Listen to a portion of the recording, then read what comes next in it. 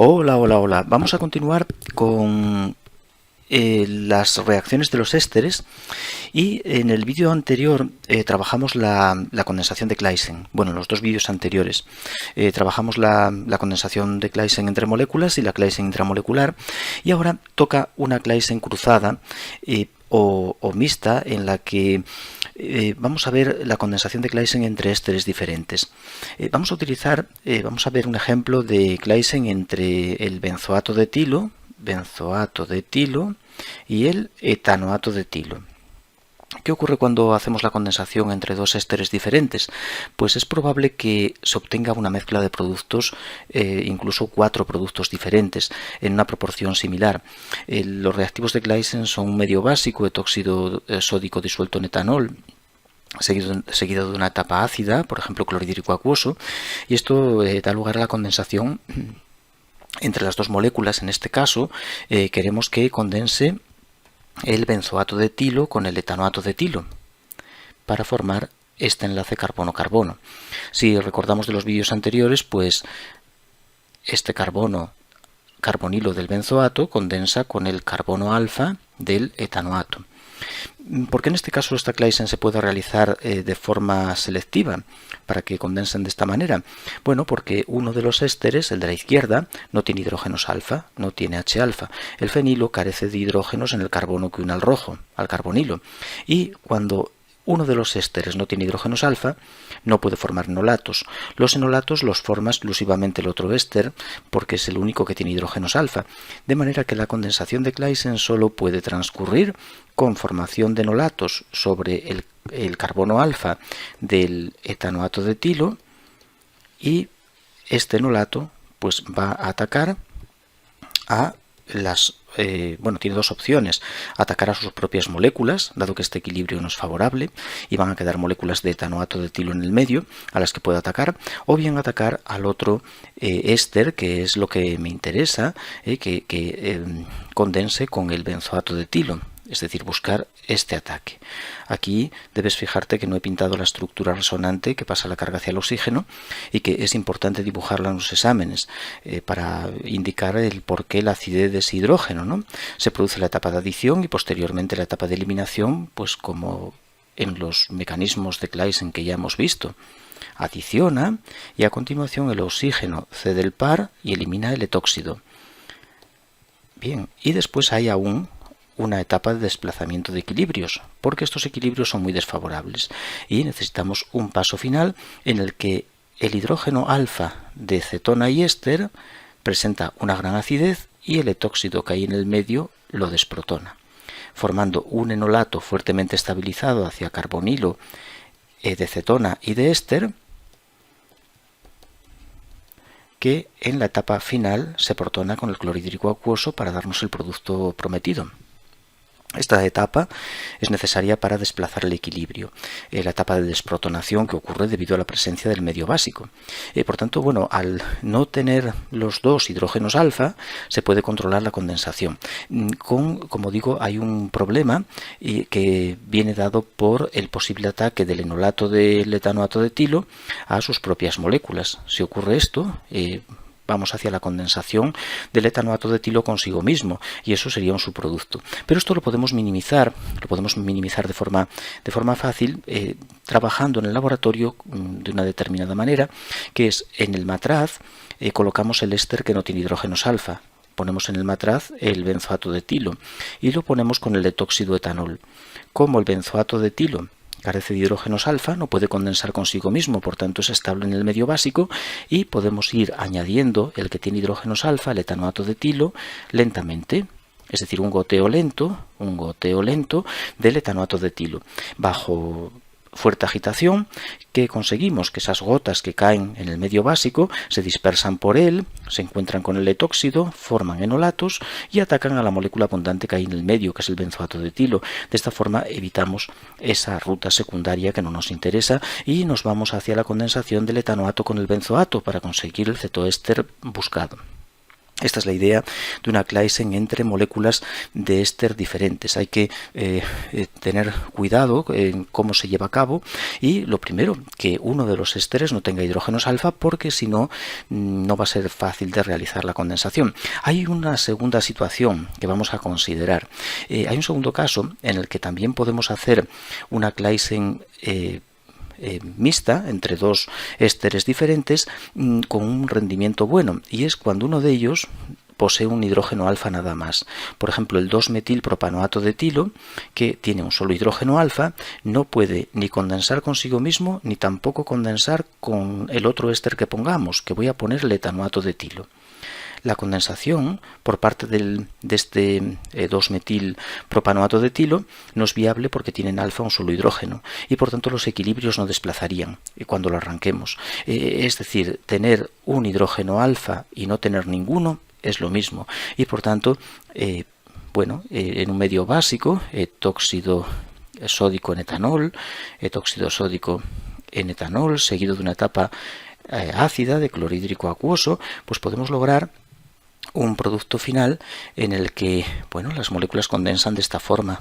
Obtenemos la condensación de los dos ésteres con una buena selectividad, con un buen rendimiento. Se debe a que, como digo, el único éster que puede formar enolatos capaces de condensar es el etanoato de etilo, ya que tiene más de un hidrógeno alfa. Tiene 3. Con 2 que tenga ya sería suficiente para que la condensación ocurra. Paso la carga hacia el carbono, pero convendría pasarla hacia el oxígeno en realidad.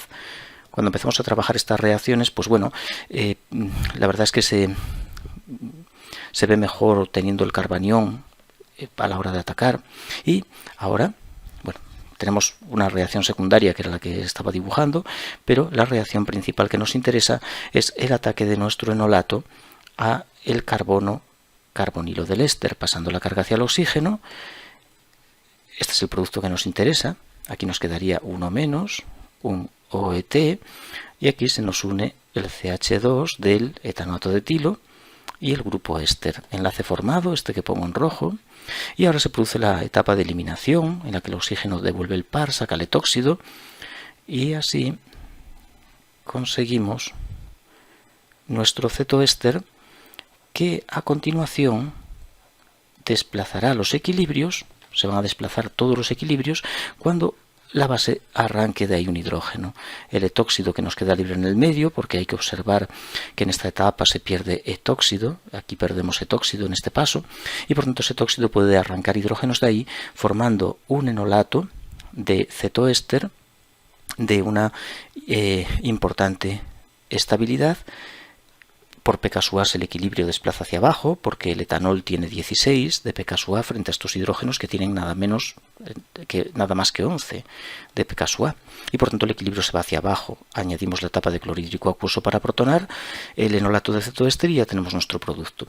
¿Qué reacción secundaria puede haber? Pues otra vez, igual que en el ejemplo anterior, la reacción secundaria que tenemos es la condensación del etanoato de etilo consigo mismo. Este sería el problema.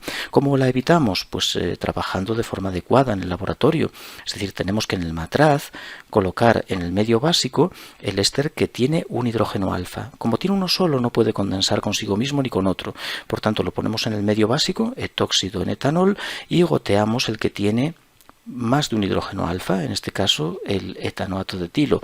Un goteo lento, bajo agitación, para que no condense consigo mismo y evitar esa ruta. El hecho de que tenga un hidrógeno solo, vamos a tratar de comentar en un momento por qué no merece la pena formar enolatos con una molécula que tenga con un éster que tenga un solo hidrógeno alfa. Por ejemplo, imaginemos que intentamos hacer una condensación de Claisen en la que este éster con un solo hidrógeno participa en la condensación, ¿no? Vamos a mirar a ver lo que ocurre si arrancáramos ese hidrógeno alfa. Es decir, un éster que tenga un hidrógeno alfa, lógicamente puede formar enolatos, de eso no hay duda. Pero ¿por qué estos enolatos no pueden conducir a la Claisen? Bueno, pues fijémonos por ejemplo, en la condensación anterior, si la hiciéramos arrancando hidrógenos alfa del 2-metilpropanoato de etilo y atacáramos al etanoato de etilo. Supongamos esta situación y vemos que bueno, se produce la reacción sin problema porque tenemos hidrógenos alfa. Hemos arrancado, hemos desprotonado el éster de partida porque tiene un hidrógeno alfa, puede atacar, o sea que la reacción transcurre sin problema, pero aquí nos encontramos con una pequeña sorpresa, y es que en este carbono, que es este de aquí, no tenemos hidrógenos, como podemos ver. No hay hidrógenos, el único que había lo hemos arrancado, y por tanto el cetoéster que se forma carece de hidrógenos en esa posición, y esto hace, la ausencia de hidrógenos en esa posición, no tenemos aquí en esta posición H-alfa, esto hace que no tengamos posibilidad de desplazar el equilibrio, ¿no? El etóxido que queda en el medio, aquí sale etóxido, nos queda etóxido en el medio, ese etóxido no tiene hidrógenos para arrancar y desplazar el equilibrio. Entonces, ¿qué hace ese etóxido? Pues ese etóxido vuelve de nuevo a atacar al carbonilo y volvemos hacia atrás. Volvemos a obtener... no voy a seguir porque es una tontería, estoy dibujando otra vez lo que tenía hecho, es decir, estoy aquí ahora. Y ahora este oxígeno cede el par, si saca el etóxido vuelve hacia atrás, pero puede romper este enlace, porque ese enlace podría pasar fácilmente a ese carbono alfa, ya que es un carbono alfa de éster y forma un enolato de estabilidad. Y por tanto ahora, si este enolato coge un protón al etanol que hay en el medio, si lo protonamos con un protón del etanol, pues volvemos a tener los reactivos de partida. A estos pasos que acabo de hacer desde aquí hasta el producto final, se le conoce como una retroglycen. La retroglycen. Por eso, tener un éster que tenga un solo hidrógeno alfa es como tener un éster que no tiene ninguno. No puede condensar mediante Claisen.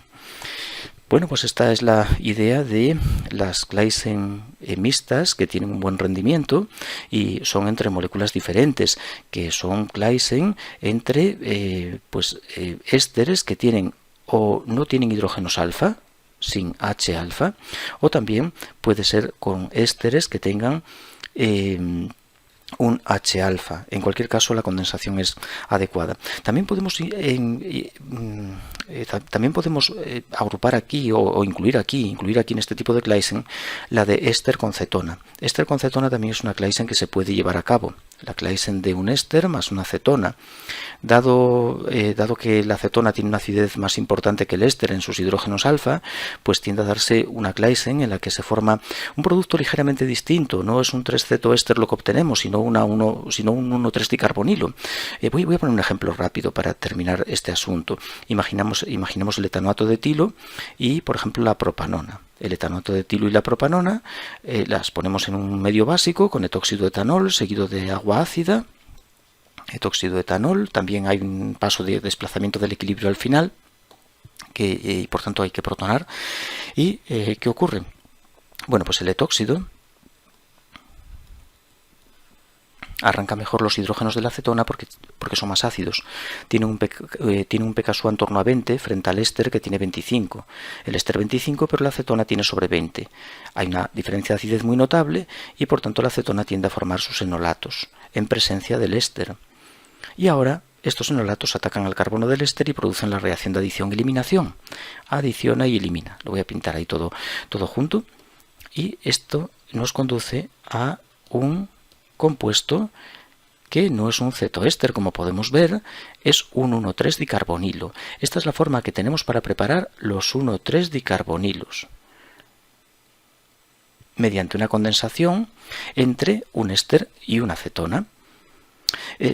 Quitando estas situaciones, mezclar dos moléculas distintas nos va a plantear problemas. Por ejemplo, no debemos en ningún caso tratar de condensar éster más aldehído, porque el aldehído es muy reactivo consigo mismo, mediante la aldólica. Por tanto, el aldehído condensa consigo mismo y abandona el éster, no ataca al éster.